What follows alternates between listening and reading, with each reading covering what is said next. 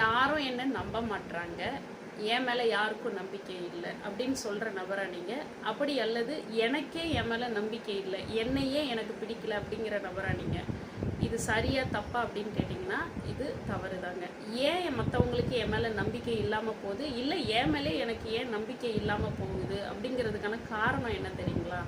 இதுக்கு மெயினான ரீசன் என்னுடைய வார்த்தையை நானே கடைப்பிடிக்காத பொழுது தான் அந்த ஒரு சூழ்நிலை ஏற்படுதுங்க. இதை எப்படி சொல்கிறீங்க அப்படின்னு கேட்டிங்கன்னா, தியரி ஆஃப் காக்னேட்டிவ் டிஸ்ஓன்ஸ் அப்படின்னு ஸ்டான்ஃபோர்ட் யூனிவர்சிட்டியில் 2009 ஒரு ஆய்வு ஒன்று பண்ணியிருக்காங்க.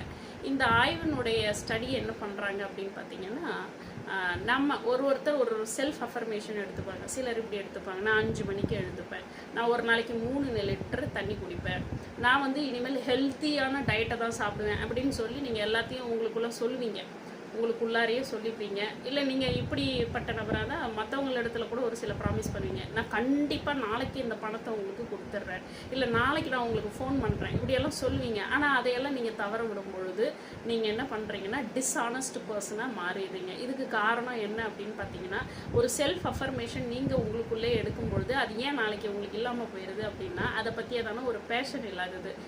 இந்த ஸ்டடியில் என்ன சொல்லப்படுது அப்படின்னா, நாம் ஒரு செல்ஃப் அஃபர்மேஷன் எடுத்துக்கிறோன்னு வச்சுக்கோங்க. ஒரு நான் 5 மணிக்கு எழுந்துக்கிறேன் அப்படின்னு எடுக்கிறீங்க.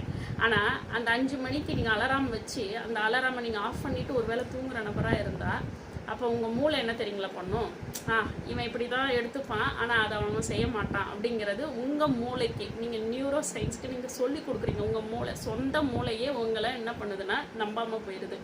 இது ஒரு நாள் 2 நாள் இல்லைங்க, நாளடைவில் இதை செய்திருவேன் அதை செய்திருவேன்னு சொல்லிட்டு அதை நீங்கள் செய்ய தவறும் பொழுதெல்லாம் உங்கள் மூளை உங்ககிட்ட இருந்தே கற்றுக்குது. என்னதை தெரியுங்களா? செய்யக்கூடாதுங்கிற ஒரு விஷயத்த. இது நீங்கள் செல்ஃபாக எடுத்துக்கும் பொழுது இந்த தவறுதல் ஏற்படுது. இதே நீங்கள் மற்றவர்களிடத்துல இந்த ப்ராமிஸ் பண்ணும் பொழுதும் அதே விஷயங்கள் உங்கள் மூளை என்ன பண்ணுதுன்னா உங்கள் பேச்சை மதிக்காமல் போயிடுது. ஸோ மேடம், இதுலேருந்து நான் எப்படி ஓவர் கம் பண்ணுறது, இந்த விஷயத்தை நான் எப்படி சரிப்படுத்துறது அப்படின்னு கேட்டிங்கன்னா, நீங்கள் முதல்ல குட்டியான விஷயங்களை உங்களுக்குள்ளேயே நீங்கள் செய்ய பழகணும். முதல்ல ஒரு குட்டி விஷயம் எப்படி தெரியுங்களா?